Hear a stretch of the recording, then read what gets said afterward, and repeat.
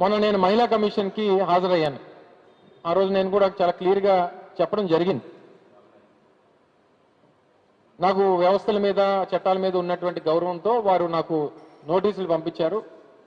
ఆ ఇచ్చినటువంటి నోటీసులకి నేను వ్యక్తిగతంగా హాజరవ్వాలని చెప్పి నిర్ణయం తీసుకున్నాను. అందులో భాగంగా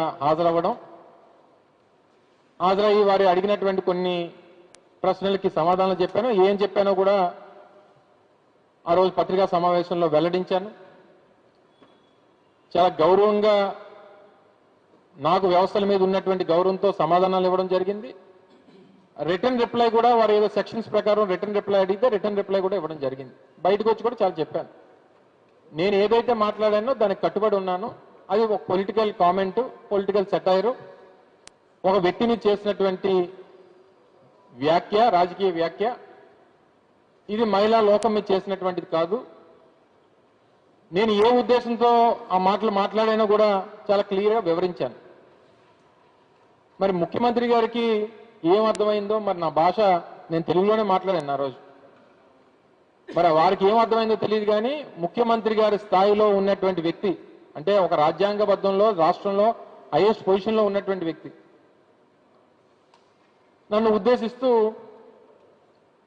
నేను మహిళా కమిషన్కి వెళ్ళి వచ్చిన తర్వాత నాకు ఇష్టం వచ్చినట్టు మాట్లాడతాను, నువ్వెవరు నన్ను అడగడానికి అని చెప్పి నేను మహిళా కమిషన్తో అన్నానంట. నా ఇష్టం, నేను ఎలాగే మాట్లాడతానని చెప్పి నేను మహిళా కమిషన్తో అన్నట్టు వారి ప్రసంగంలో చెప్పారు. చెప్తూ ఏమన్నారు, ఆ సైకో తాలూకా ప్రోత్సాహం ఉంది, అందుకని వీరు ఇలా మాట్లాడుతున్నారు అని చెప్పి ఆయన మా నాయకుడిని ఉద్దేశిస్తూ కూడా ఓ విమర్శ చేశారు. నేను 2-3 సందర్భాలు వారి పార్టీ నాయకులు మాట్లాడినటువంటి సందర్భాలని గుర్తు చేస్తాను. అది ఏ సైకో ప్రోత్సాహంతో మాట్లాడారో ఒకసారి చంద్రబాబు నాయుడు గారు చెప్తే బాగుంటుంది. చింతమనేని ప్రభాకర్ గారు, వారు మాజీ శాసనసభ్యులుగా మేము ప్రభుత్వంలో ఉన్నప్పుడు మా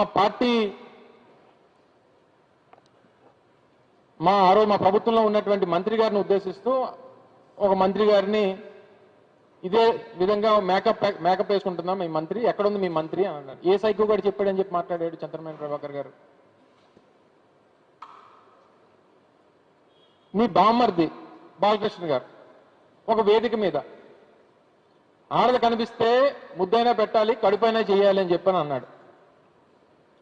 ఏ సైకో గారి ప్రోత్సాహంతో మాటలు మాట్లాడారు మీ బామ్మర్ది గారు? చెప్పండి, ఏ సైకో గారు చెప్తే ఈ మాటలు మాట్లాడారు?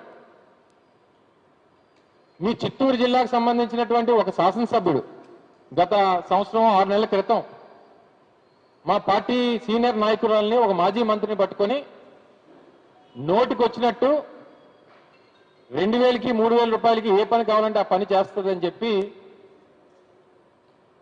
మీ పార్టీ శాసనసభ్యుడు ఇప్పుడు ఉన్నటువంటి వ్యక్తి మాట్లాడితే ఏ సైకో గారు చెప్పాడని చెప్పి మాట్లాడాడు. ఆ మాటలు, ఆ అహంకారపు మాటలు, ఆ బరి తెగించినటువంటి మాటలు ఏ నాయకుడు, ఏ సైకో గారు చెప్పాడని చెప్పి మాట్లాడాడు మీ నగర ఎమ్మెల్యే.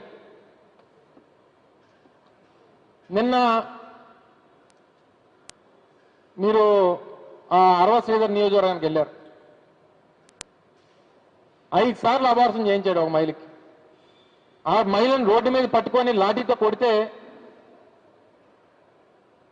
ఆ మహిళని కాపాడడానికి రాష్ట్రంలో వ్యవస్థలు లేకపోతే ఏ సైకో గారు చెప్పాడని ఈ రాష్ట్రంలో మహిళల్ని నడి రోడ్డు మీద పెట్టి కొట్టి నీ శాసనసభ్యుల్ని నీ పక్కన కూర్చోబెట్టుకొని వారితో మాట్లాడిస్తున్నావే,